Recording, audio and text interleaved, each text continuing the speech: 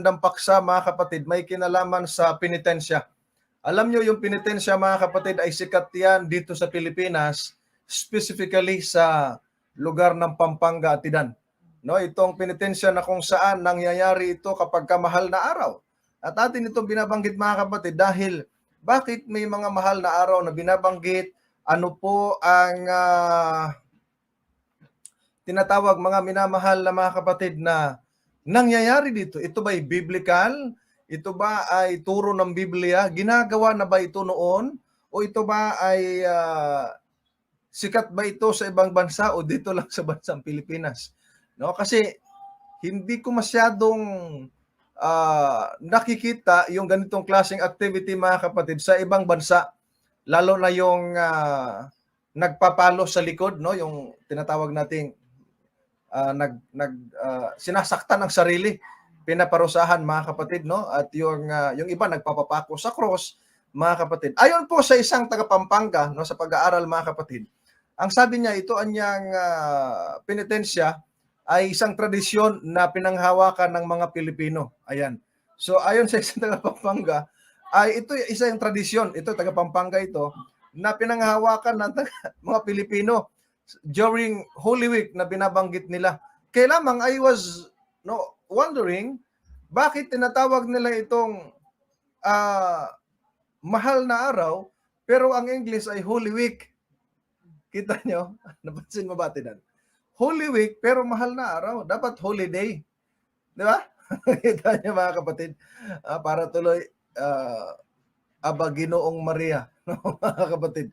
So dito ang sabi nila, especially on Monday, Thursday, and Good Friday, mga kapatid, na ito anyang penitensya ay galing sa French at Latin na salita na penitensya, meaning repentance at the desire to be forgiven. So ang kahulugan na niyan itong penitensya mga kapatid ay pagsisisi, no? Yung pagnanais nilang mapatawad sa kanilang mga kasalanan, mga kapatid. At ang sabi rito, while a Holy Week procession is a public ritual march of clergy and penitents which takes place during Holy Week in countries which have a Roman Catholic culture. Ayan, nakita niyo mga kapatid, ayon dito sa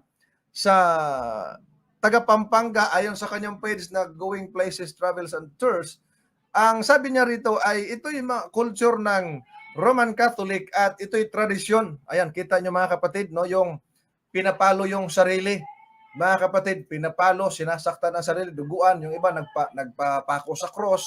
Kita niyo mga kapatid, have you seen that? Nangyayari yan once a year at yung tinatawag nilang mahal na araw. At ang sabi dito, in a country where Roman Catholics make up 81% of the population, it is no surprise that Filipinos have numerous traditional events during Holy Week. Now also, this is the reason why thousands of people from all over the nation and even foreigners visit our province. Ayan, yun ang sabi ng isang page na nakita ko. Ito'y paliwanag niya dahil si taga Pampanga, mga minamahal na mga kapatid. So itong penitensya pala na ginagawa nila, ang kahulugan nito mga kapatid ay repentance, pagsisisi. Kaso lamang, itong ginagawa nila mga kapatid na pagsisisi ay maling paraan. Okay? Maling paraan ng pagsisisi dahil sinasaktan yung sarili. Nakita niyo yung parang ano ba yung ginahawakan nila na pinapalo nila sa likod, no? Tapos naglalakad sila na nakapaalang at tinan, di ba? Doon sa, ewan ko saang lugar yan sa banda sa Pampanga, mga kapatid, no? Pinapalo nila, sinasaktan nila yung kanilang sarili, mga minamahal at yung iba nagpapapako. Kita niyo yan, yun nasa video mga kapatid, sa video, sa picture. Ayan, nakita niyo, yung iba pinapalo, yung iba talaga ay nagpapalo sa yung pinakaunang picture natin na pinakita mo. Ayan, mga kapatid, di ko alam anong tawag niyan sa kanila pong dala-dala, na kung saan ay yung likod nila, kita niyo yung dugo mga kapatid, no? Kita niyo yung ginagawa nila. So ang tawag daw niyan ay penitensya at pagsisisi. So sinasaktan nila ang kanilang sarili in order for them not to be forgiven. Okay? To gain forgiveness. Yun ang kanilang purpose of having this penitensya na binabanggit, mga minamahal na mga kapatid, o doon sa mga dating Katoliko, have you experienced this kind of Roman Catholic tradition, mga kapatid, na ginagawa dyan sa Pampanga, mga kapatid? Di ba?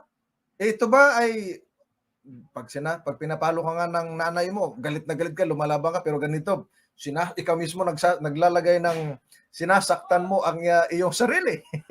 Mga kapatid, di ba? Mga minamahal. And then, yung iba dyan, nagpapako sa cross. Di ba, atin nagpapako sa cross na ginagawa nila yung pinapako dito, tapos ginagaya nila kung ano yung ginawa sa ating Panginoong Kristo. O, kita nyo mga kapatid, o, kita nyo, umiiyak pa nga, o. Di ba? Kita nyo yung nagpapako sa cross, mga kapatid? O, tingnan nyo dyan. Nagpapako sa cross, ginagaya yung ginagawa ng ating Panginoong Kristo. Nagpapakita lang sila dyan, mga kapatid, na hindi sila nakontento doon sa pagkapako ni Kristo sa cross for the forgiveness and remissions of our sins. No?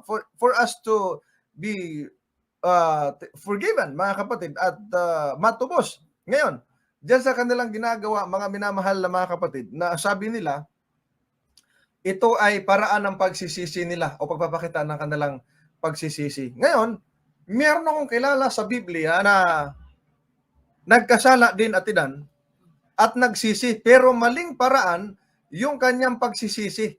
At alam ninyo kung sino siya. Siya po si Judas Iscariote. Di ba? Mga kapatid, if you know the story of Judas Iscariot, mga kapatid, Iscariot, na kung saan siya yung nagkanulo of all the apostles, si Judas Iscariote lamang yung nagkanulo sa ating Panginoon. Mga kapatid, okay, nagkanulo siya, kaya nga ang sabi niya doon sa mga sundalo, kung sino yung aking halikan, no, sa pisngi, ay siya yung inyong huhulihin, mga kapatid. Ngayon, noong siya po, mga minamahal na mga kapatid, ay nakita niya yung nangyari sa ating Panginoong Jesucristo, ay nagsisi siya, mga kapatid. O, pakinggan ninyo ha. Sa Mateo Kapitulo 27, versikulo 2 at 3. Mateo Kapitulo 27. 3. Ang sabi diyan, mga kapatid, ayan o, nang magkagayoy si Judas na nagkanulo sa kanya, pagkakitang siya'y nahatulan na, ay nagsisi. Nagsisi. At isinauli ang 30 putol na pilak sa mga pangulong saserdote at sa matatanda. At ang sabi niya sa verse 4, at sinasabi, nagkasala ako sa aking pagkakanulo sa dugong walang kasalanan. Datapwat kanilang sinabi, ano sa amin? Ikaw ang bahala niyan. Verse 5, at kanyang ibinulaksak sa santuaryo ang mga putol na pilak at umalis at siya yumaon at nagbigti. O, kita nyo mga kapatid. Have you noticed, mga minamahal, si Judas ay nagsisi rin sa kanyang ginawa sa pagkanulo sa ating Panginoong Jesucristo. At sa verse 3, ang sabi diyan, at nang magkagayo si Judas na nagkanulo sa kanya, sa ating Panginoong Jesus, pagkakitang nahatulan na si Jesus Christ, ay nagsisi itong si Judas, mga kapatid.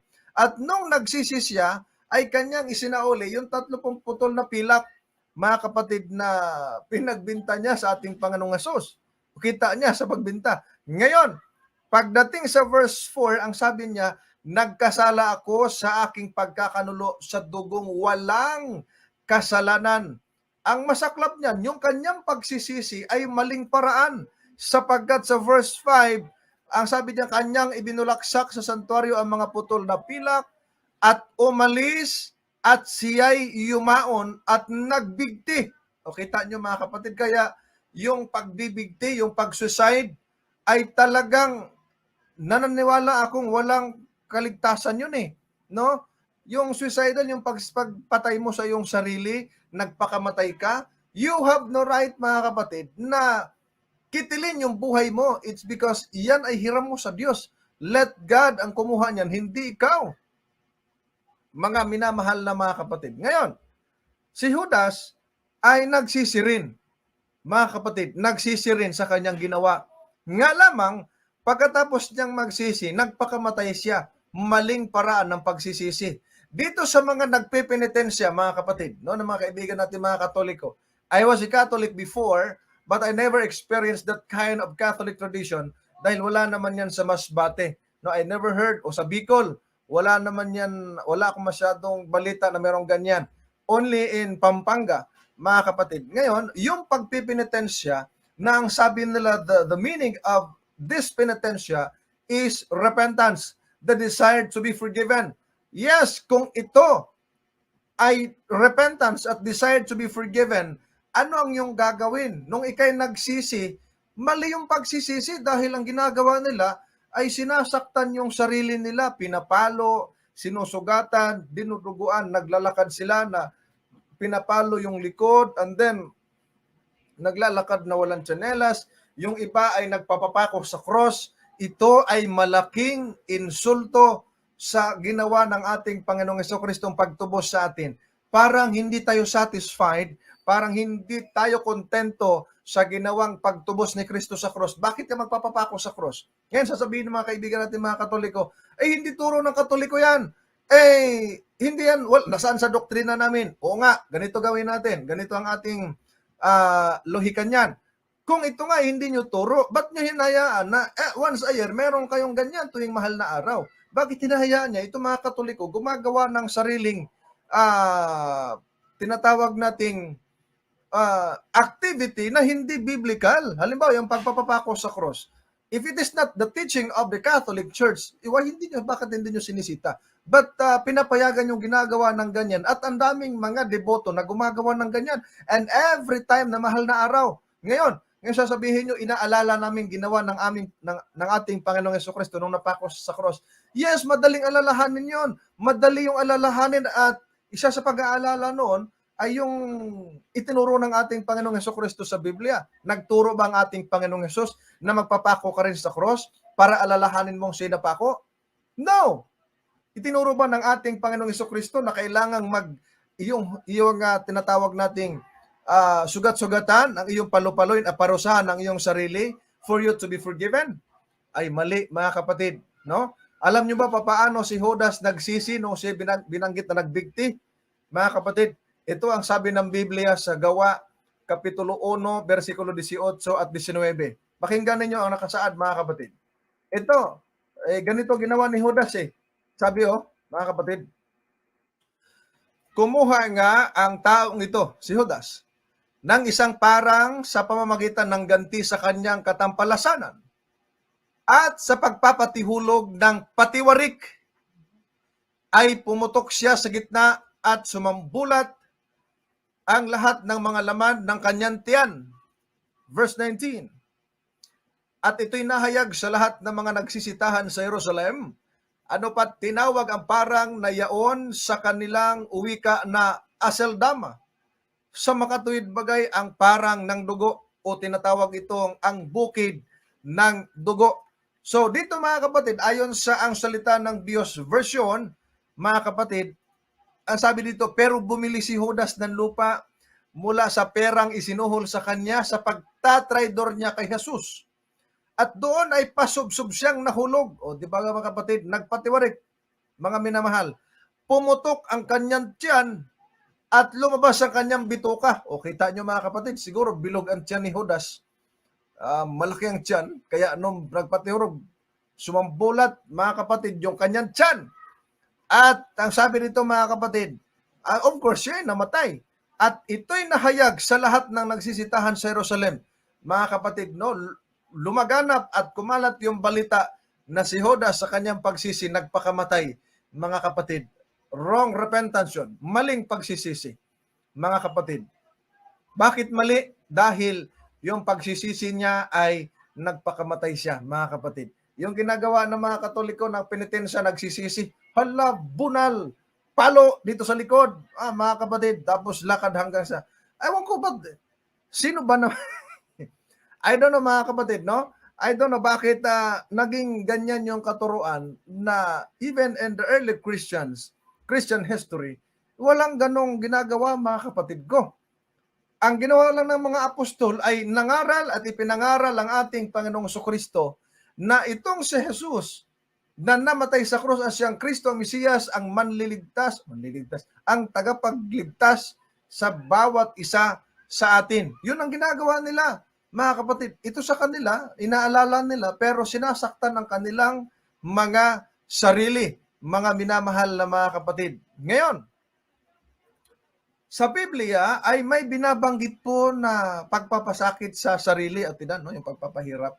Colosas Kapitulo 2, versikulo 23, ay ganito ang ating mababasa. Awi ka dyan ganito. Ang mga bagay na iyay katotohanang merong anyo ng karunungan sa pagsambang kusa at sa pagpapakababa at sa pagpapakahirap sa katawan. Ngunit walang anumang kabuluhan na wala kagad laban sa ikalalayaw ng laman. Ayan, dito mga minamahal na mga kapatid, makikita natin, sabi ni Apostol Pablo, ang mga bagay na iyay katotohanang merong anyo ng karunungan. No? Akala mo tama yung ginagawa. No?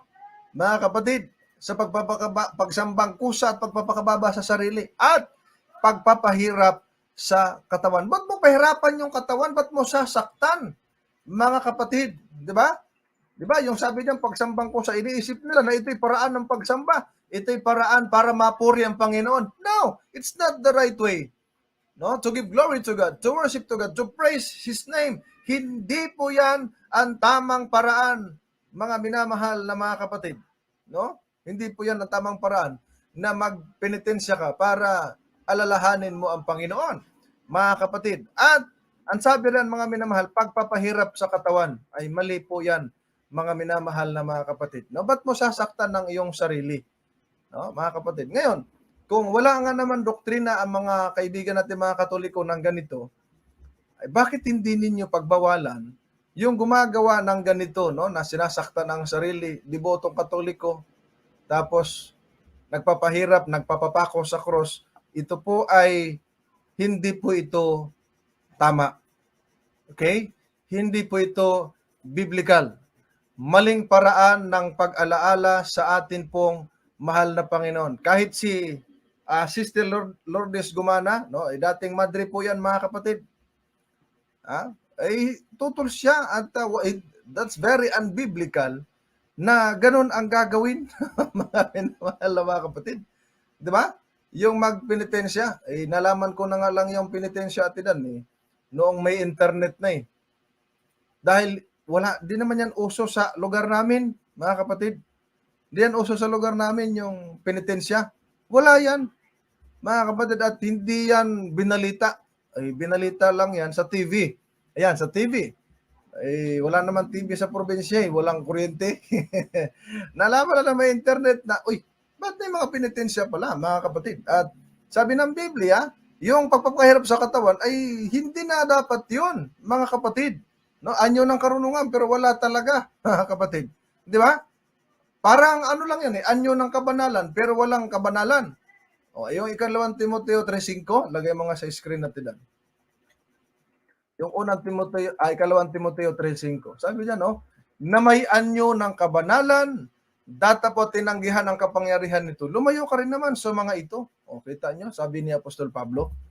'Di ba? Yan yung tinatawag nating mga pangyari sa huling araw, mga kapatid. Makikita mo, parang banal na banal. Pero wala talaga. Walang kabanalan tinatanggihan. Ang kapangyarihan ng kabanalan. Mga ginigiliw kong mga taga-subaybay. Excuse me. So dito, mga kapatid, nakikita natin na hindi siya valid yung saktan mo ang iyong sarili.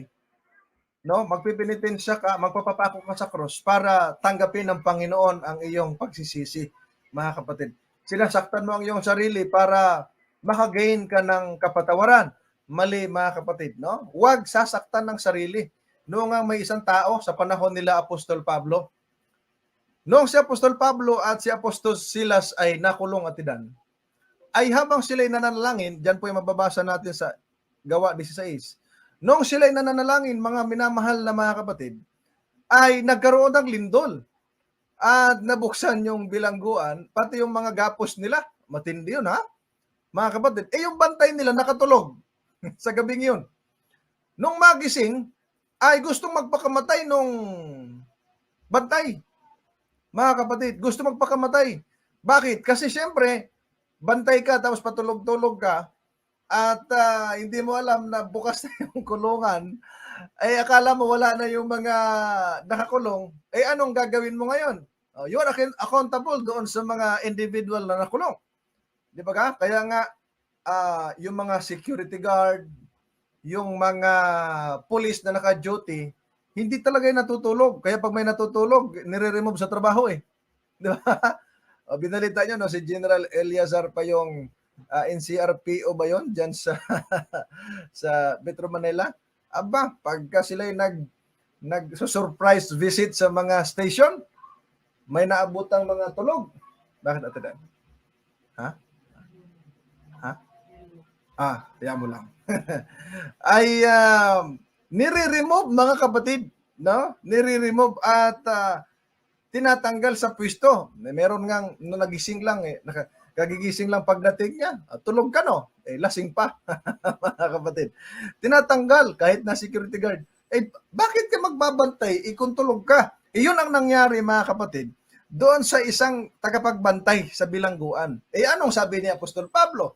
Basahin nga natin yung pong Gawa, Kapitulo 16, versikulo 27 at 28. Ang sabi dyan, ayan, ang sabi dyan, at ang tagapamahala, palibhasay nagising, ayan ha, nagising sa pagkakatulog at nang makitang bukas ang mga pinto ng bilangguan, ay binunot ang kanyang tabak at magpapakamatay sana sa pag-aakalang nakatakas na ang mga bilanggo. Kita nyo? Verse 28. Datapot sumigaw si Pablo ng malakas na tinig na sinasabi, huwag mong saktan ang iyong sarili sapagkat nangaririto kaming lahat. Kita nyo? Ngayon lang kayo nakakita ng mga nakulong na kahit bukas na yung gate, hindi pa tumakas. Minamahal na mga kapatid. Di ba? Ngayon lang kayo nakakita. Kung dito yan sa atin, pagka nakabukas ang gate, tulog ang bantay, wala na. Nagsitakbuhan na, nagsitakasan na yung mga nakakulong. Mga minamahal na mga kapatid. Sa panahon nila Apostol Pablo, hindi sila tumakas. Nung sila'y nanalangin. Kaya nga, ang nangyari mga minamahal, nung bunutin na ng espada ng bantay at magpapakamatay na. Siyempre, bantay ka ba naman, patulog-tulog ka, ay mag-resign ka na lang. Kapatid. Sabi ni Apostol Pablo, huwag mong saktan ng iyong sarili, mga minamahal na mga kapatid. Okay? Tapos, anong nangyari mga kapatid, ay siniran niya, mga minamahal na mga kapatid, no? Siniran niya ng salita ng Diyos. At ang sabi ng bantay, ano ang aking gagawin, no?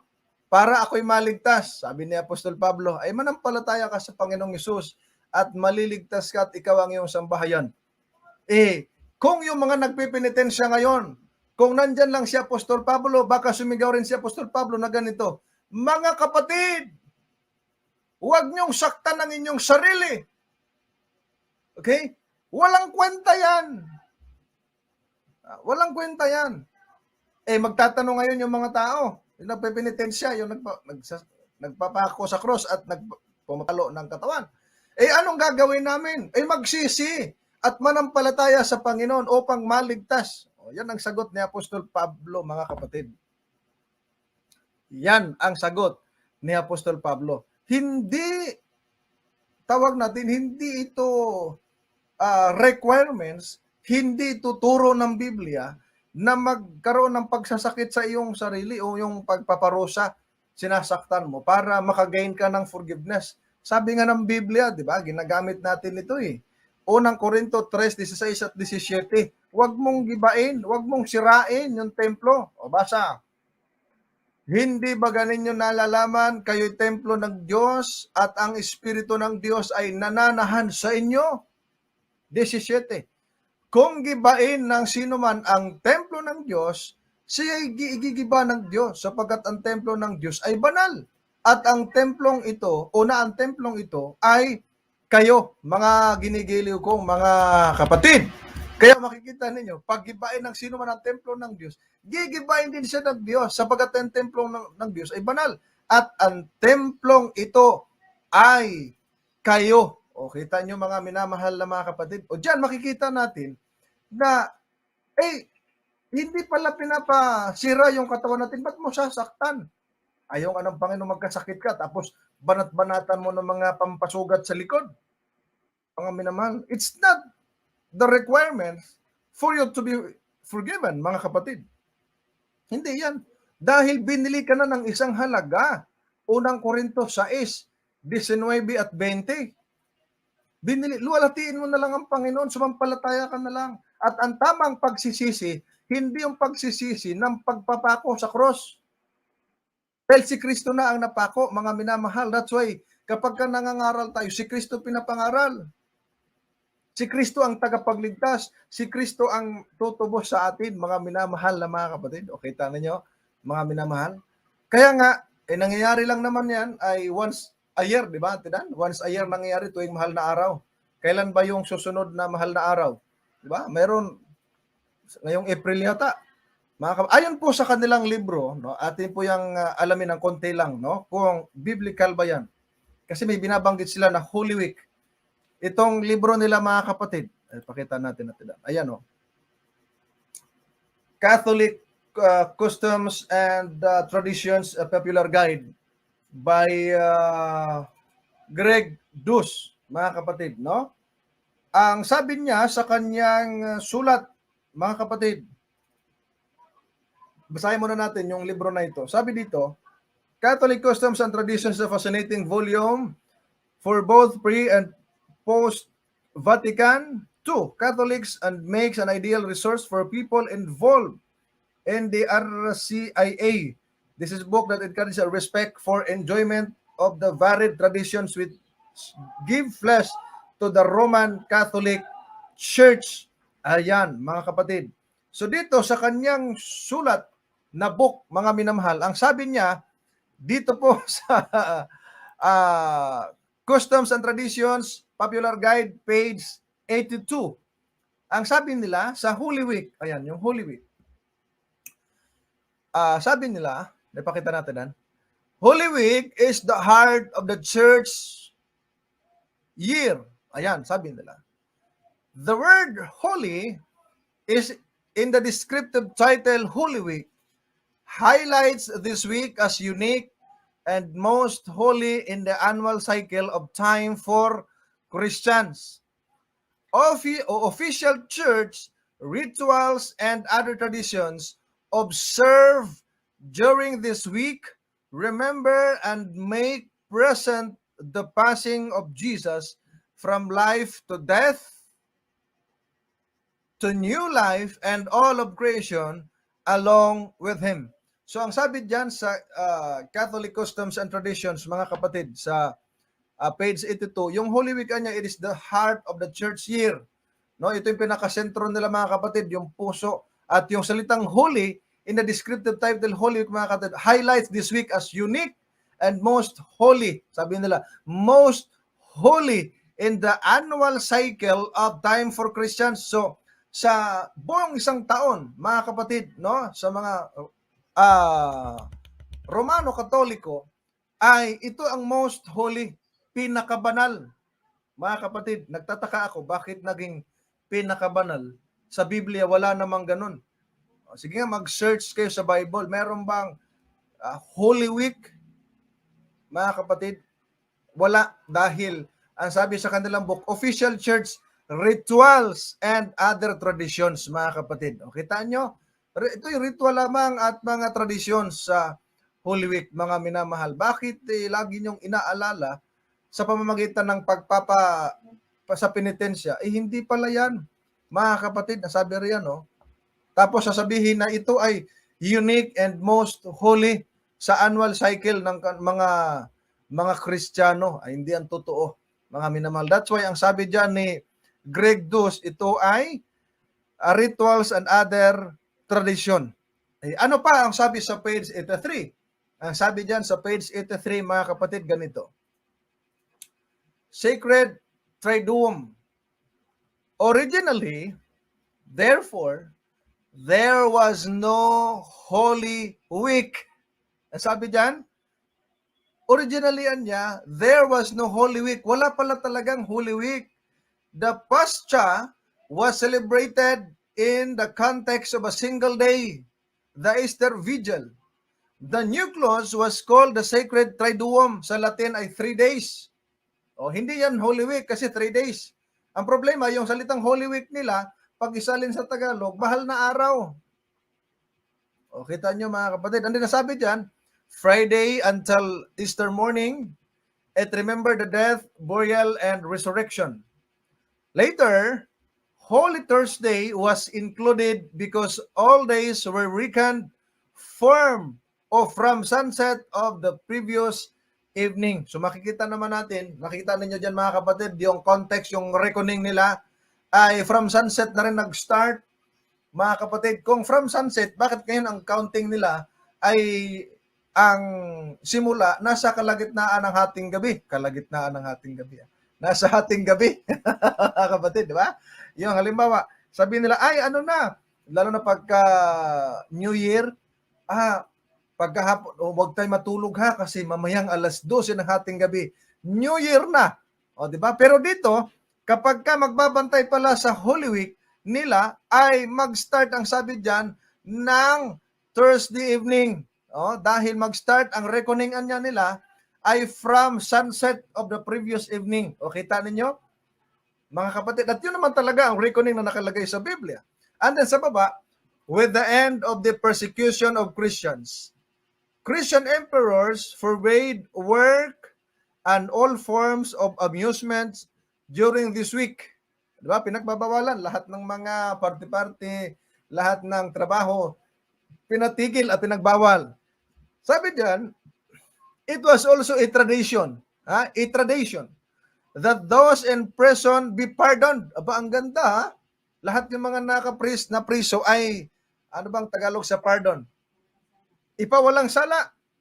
And then, ang sabi diyan, Holy Thursday, Good Friday, and Holy Saturday were enforced as holy days. Kita nyo, mga kapatid? Ang sabi diyan ng kanilang libro, mga kapatid, na Catholic Customs and Tradition, yun anya, mga kapatid, yung Holy Thursday, Good Friday, and Holy Saturday were enforced as holy days. Inobliga, o ano ba tawag sa enforce? Mga kapatid, sa Tagalog, in-enforce. Ginawang batas nila, itinuro nila na dapat ito yung mga banal na araw ito. No! Sa Biblia, only one day ang holiday, and that is Sabbath day. Okay lang yun nasa isa. Yung nakalagay atin na Holy Saturday, okay yun. No? Kasi kasing kahulugan yun ng Holy Sabbath day, mga kapatid. Ang problema kung sasabihin pa nila ay mga banal na araw, in-enforce lang pala nila yan, hindi pala talaga biblical, mga ginigiliw ko, mga kapatid. Di ba? Ngayon, yung dahil Holy Week, ibig sabihin, hindi lang 3 araw, atinan. Holy Week Okay? Ayon pa sa page 84. Doon tayo sa page 84. Mayroon silang preparation dyan Ayan Sabi dyan, preparation days. Monday, Tuesday, and Wednesday of Holy Week are preparation days, both spiritually and physically, for the holidays to come later in the week. Kita nyo, mga kapatid, holidays at saka yung both spiritually and physically. Meron silang preparation yung Monday, Tuesday, and Wednesday. Pero, alam nyo ba na sa Pasyong Mahal, dito, mga kapatid, dito sa kanilang Pasyong Mahal, kanina binasa natin yung Catholic Customs and Traditions. Alam nyo, ang dami dito sa book nila, mga kapatid. Maraming sinulat dito si Greg Dos, mga minamahal, patungkol sa Sunday, patungkol sa Saturday, mga kapatid, ang ganda ng pagkasulat dito at pagkahanay, mga kapatid. Ngayon, sa kanilang pasyong mahal, alam naman natin, pag mahal na araw, mga minamahal na mga kapatid, ay ito yung binabasa nila. Di ba, Ate Dan? Itong binabasa, yung ang elder na sa rooftop, marunong pa umawit nito, nung Katoliko pa siya, si Elder Robert. Yung mga dating Katoliko na mahilig magpasyong mahal, na habang binabasa nila na nakalagay pa rito, ang Sabado'y ipangilin. Di ba, mga kapatid? Ewan ko kung tama yung aking kanta. Nakalagay din dito. Ngayon, dito sa pasyong mahal, ito yung inaawit nila, mga kapatid, na pagka nagsisimula sila ng kanilang awitin, mga kapatid, nagsisimula sila, linggo sila nagsisimula, at ang tawag sa kanila pong unang babasa, mga kapatid, na o pag-aawit nitong pasyong mahal, may tinatawag sila, tida, na Domingo de Ramos. Domingo de Ramos. Ayan, mga kapatid, di ba? Domingo de Ramos, nagsimula na yung mga pasyonista. Pasyonista ba ang tawag? Ang tawag sa kumakanta ng pasyong mahal, ay kayo mga dating Katoliko, ano tawag doon sa mga kumakanta ng pasyong mahal? Hindi ba pasyonista? Mga kapatid. Ngayon, sa page, page 68, no? Yung Domingo de Ramos, tapos kinabukasan, Lunes Santo na. Doon sa Lunes Santo, sa page 71, yun ang pinabasa nila. And then, Martes Santo, di ba? Tapos, Miyerkules Santo. Then, Huwebes Santo at Viernes Santo. Yan ang ginagamit nila pagka kumakanta sila, at ganito yung ginagamit nila pasyong mahal, mga kapatid, no? So, dyan, makikita natin ay talagang ino-honor nila buong isang linggo at kung ano-ano mga ginagawa nila ng mga tradition at mga rituals, which is, it's not requirement for salvation, it's not requirement in order for you to be forgiven, hindi. At hindi din yan requirement para ikaw ay patawarin sa iyong pagsisisi, mga kapatid. Okay? Hindi rin yan requirement. Tapos, may nakalagay pagka Sunday, di ba yung Easter Sunday na batawag doon? No? Yung linggo ng pagkabuhay, mga minamahal na mga kapatid. Tapos yung Sabado ay Sabado de Gloria. Yan ba yung tama ba yun? Sabado de Gloria, mga kapatid. Alam pa lang nila at merong Sabado de Gloria, meron ding linggo ng pagkabuhay. Pero ang mali lang, yung hinayaan nila yung mga membro nila, mga kapatid, no? Na magano sa kanilang katawan. Magpalo, sasaktan yung sarili, parusahan, magpapako sa krus. Naalala ko pa yung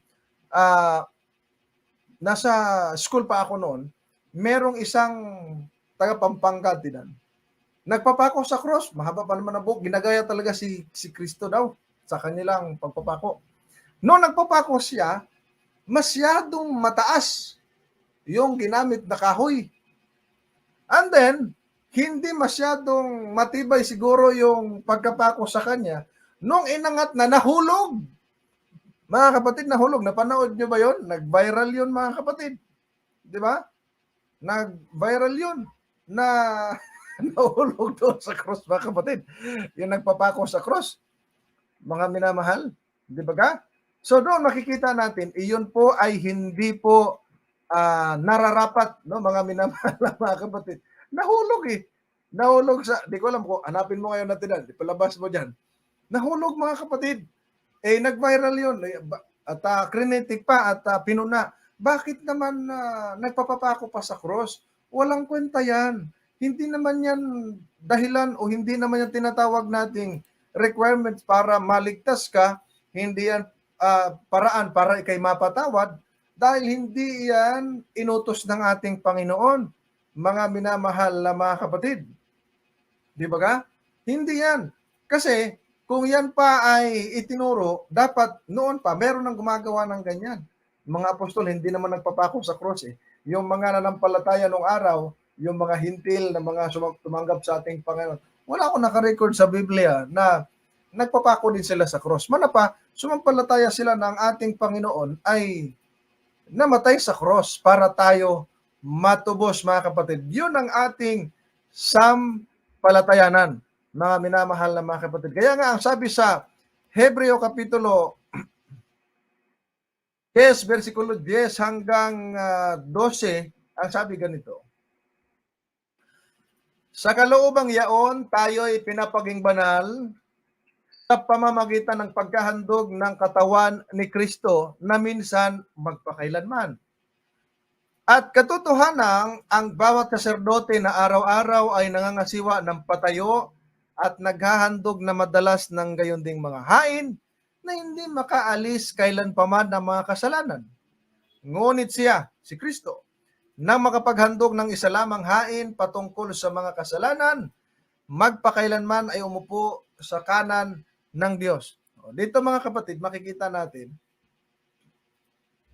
si Kristo, pamamagitan ng paghahandog niya ng kanyang katawan, no, yung pagkapako niya sa cross, ay minsan at magpakailanman.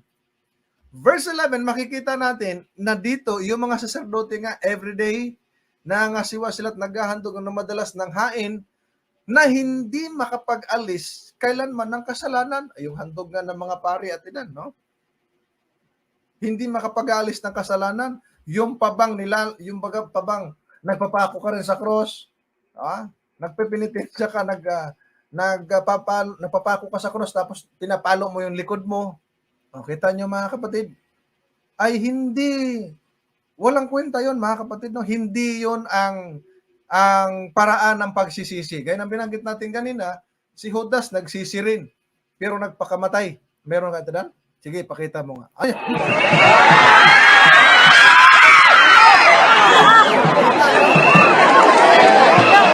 Hindi mo. Ito, nagpapako sa cross, mga kapatid, ha?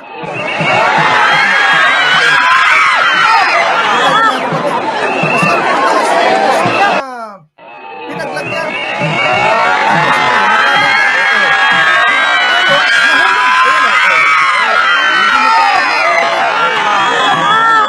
Ito yung mga minamahal na mga kapatid. Ito ba ay biblical? Napapako ka sa cross? Nahulog tuloy mga kapatid, no? Nahulog tuloy. Kung hindi mamatay sa pako, baka mamatay sa nahulog mga kapatid. Di ba ga? Ang dahilan ng pagpako sa cross ng ating Panginoong Jesucristo para matubos tayo, para tayo ay maligtas, tapos magpapako ka rin, walang kwenta mga minamahal na mga kapatid. O kita niyo yan mga kapatid? O yan, nag-viral yun mga kapatid. Di ba? Ito po ang paraan para mapatawad ka, una magsisi ka. Ang tamang paraan ng pagsisisi ay pagtalikod sa iyong, ito ay pagkalungkot at pagtalikod sa iyong nagawang kasalanan at paglimot, pagbabagong buhay mga kapatid. Di ba? Kaya nga yun ang sabi ng ating apostol sa Gawa 3:19. Sabi ni Apostol Pedro. Sabi dyan mga kapatid, kaya nga mangagsisi kayo at mangagbalik loob upang mangapawi ang inyong mga kasalanan, upang kung maggagayon ay magsidating ang mga panahon ng kaginhawaang mula sa harapan ng Panginoon. Mga kapatid, ang requirements, hindi yung magpapako ka ulit, tapos mahulog ka. Hindi yun, mga kapatid, ha? O di kaya pinapalo mo yung likod mo. Maghanap ka nga dyan natin ng video na pinapalo talaga yung likod para makita nila mga kapatid. Ha? Sabi ng talata, mangagsisi, repent, and turn to God. Magbalik loob sa Diyos para mapawi ang kasalanan, upang kung magkagayon, mga kapatid, no? mapawi ang mga kasalanan. No? At kung magkagayon, magsidating ang panahon ng kaginawang mula sa harapan ng Panginoon. Ako'y natawa doon sa, meron natin, ha? Ako'y natawa doon, reaction ng mga kapatid doon sa nahulog. Nakahawak pa sa tali yun, nahulog pa rin. Baka hindi matibay yung pagkapako sa kamay.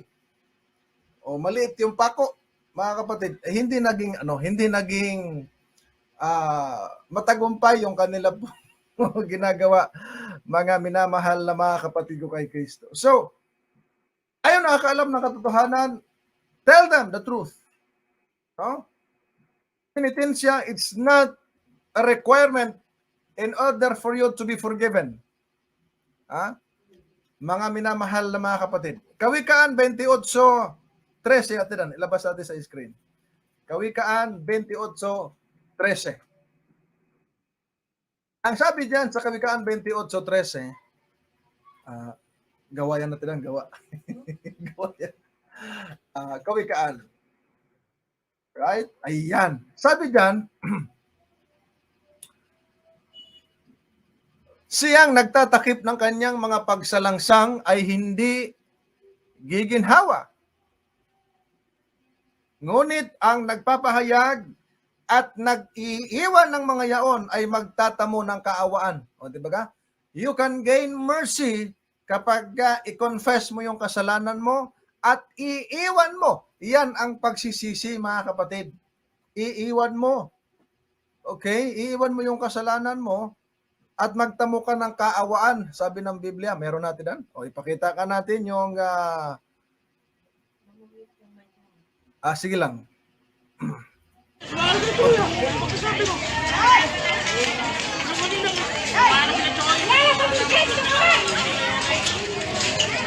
Hey, kita nyo mga kapatid, may nagbubuhat ng cross, meron namang nagpapalo sa likod. Kita nyo, tapos gano ng mukha. Anong purpose yan? Mga minamahal na mga kapatid. Kita nyo mga minamahal, sinasaktan. Hindi ako marinig.